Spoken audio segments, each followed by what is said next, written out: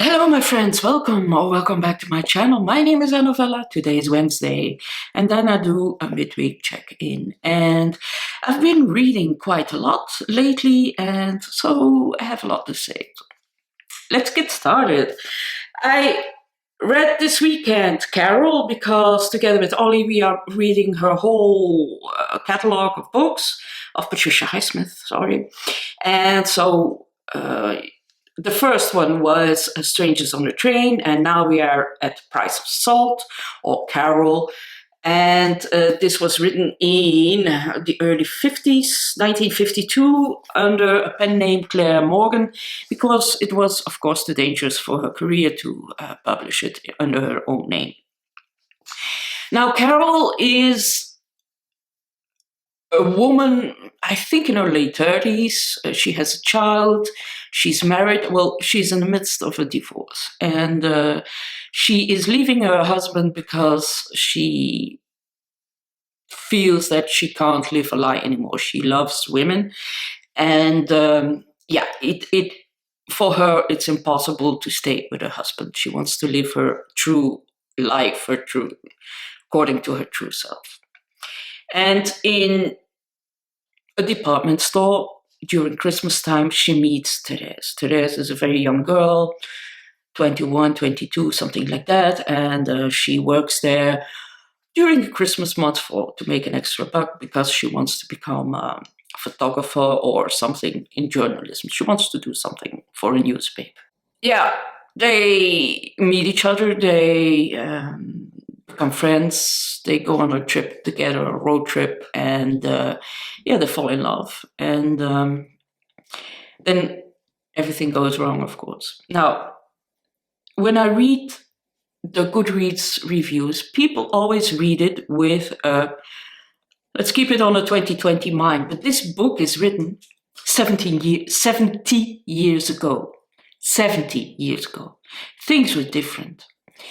And Carol was, suppose if she was a real woman, it were very dangerous times for her because her husband was aware that she fell for women. He could have easily said, well, okay, my wife is crazy, let's lock her up in an asylum, let's get a lobotomy and throw away the key. That was perfectly legal and even advised. So there was a lot at stake for her. And the way they interacted with each other, Therese and Carol, was in a way a sort of distant way because it was so dangerous that they have to protect their hearts. And that's why they approach each other in a rather cold way. But it's only because it's so dangerous, not because they don't care for each other or they don't love each other or they didn't fall for each other. It's just self-protection.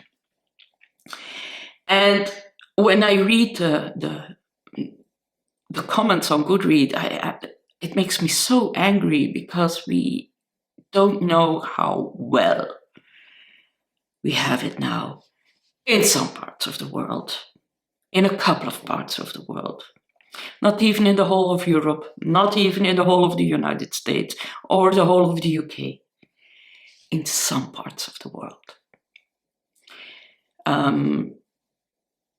As long as people can die because of it, it's a dangerous world. So I think we have to be aware that things are not the same everywhere.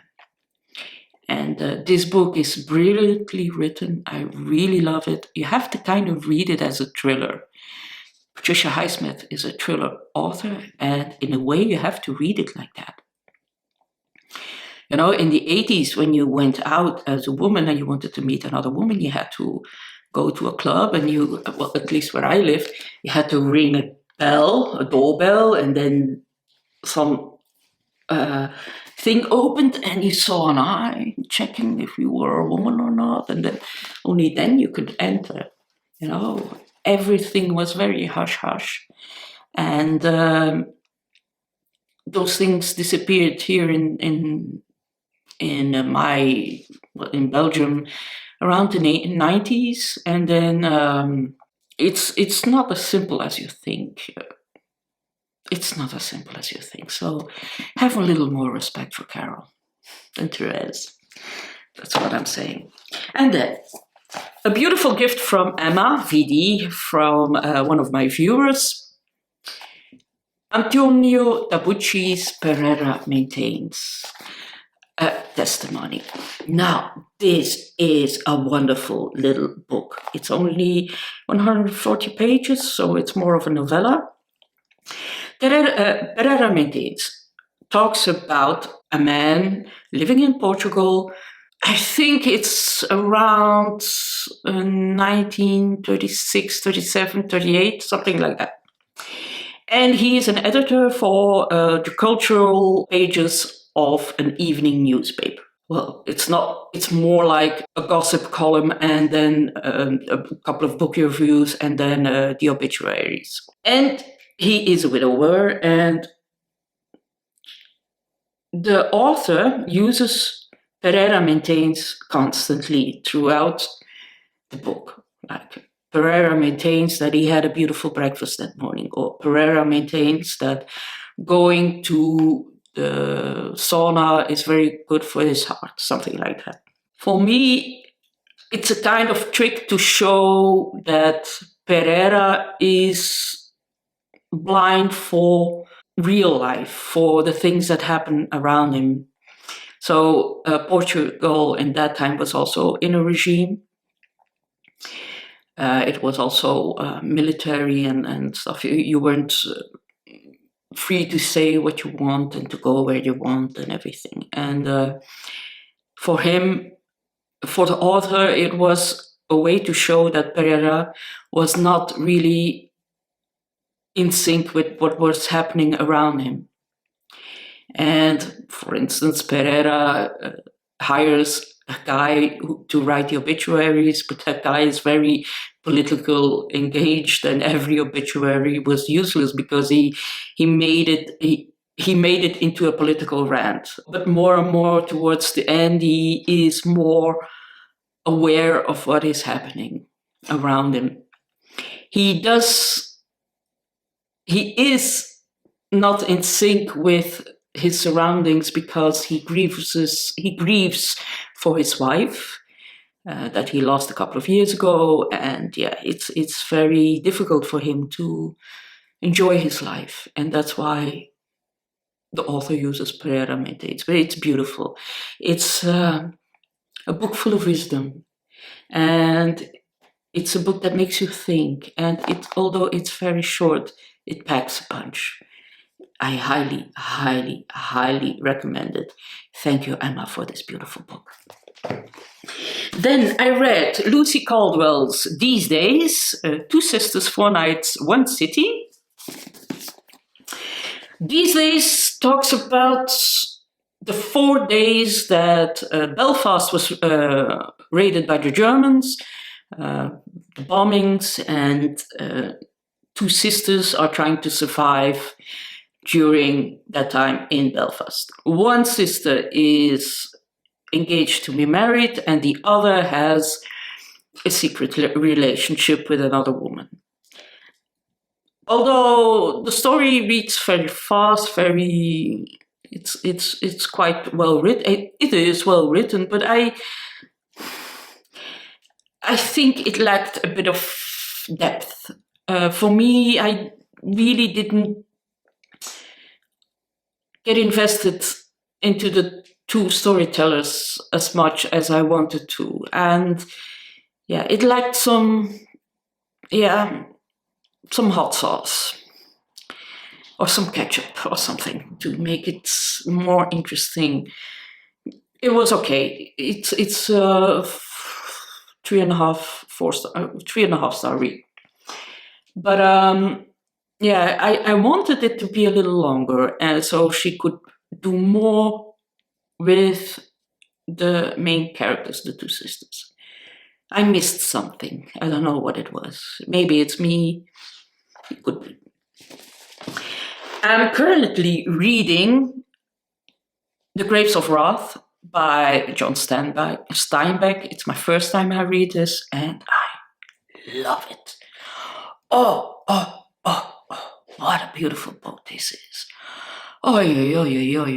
This is brilliant. Absolutely brilliant. I feel everything that they are feeling. I can see everything they are seeing.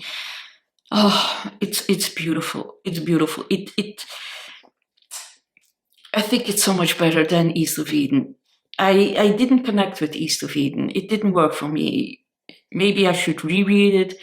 But this book, as from the first sentence, I was sucked into the story, and I can't stop reading it. It's so beautiful, beautiful. Now, I have a little book haul.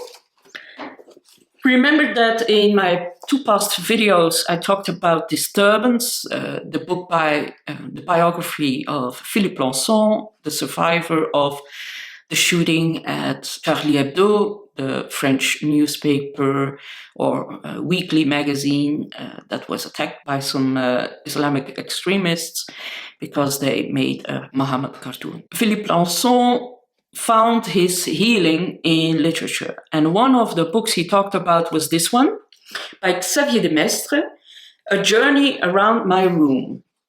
And this is, in fact, I want to read it. I want to read the blurb. So, finding himself locked in his room for 6 weeks, a young officer journeys around his room in his imagination, using the various objects it contains as inspiration for a delightful parody of contemporary travel writing and an exercise in Sternian picaresque and humorously demonstrating what one can explore without having to set off to exotic locations.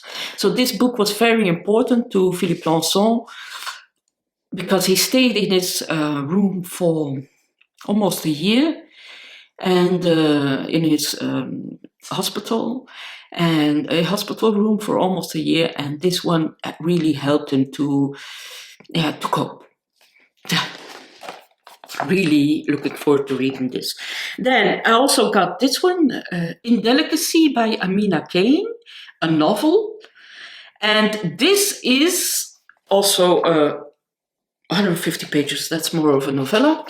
This is a story about a woman who is working as a cleaning lady in a museum, and she dreams of being able to become a writer and write everything down she sees there in the museum. Then she falls in love. She marries a very wealthy guy. And then she realizes that she is stuck in the same cage in a way. Now she's not working as a cleaning lady, but her life is more or less the same, just with more luxury. She still has very little freedom to live her life the way she wants to. I am really looking forward to this book, to reading this book. Then I also got very cheaply the 2 first novels that inspired Alfred Hitchcock. We have The Lodger by Mary Belloc Lowndes.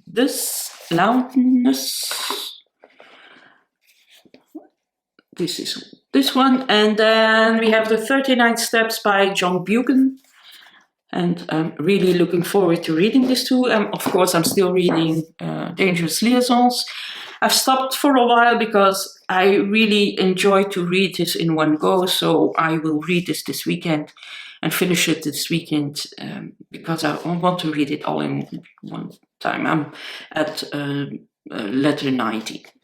There are 178 letters in total. So yeah, I'm halfway. So yeah, that's it. Thank you for watching. I hope you liked this one. On Friday, I have another crazy announcement. Oh yeah, that's me. I'm mad. Have a nice week. Bye-bye.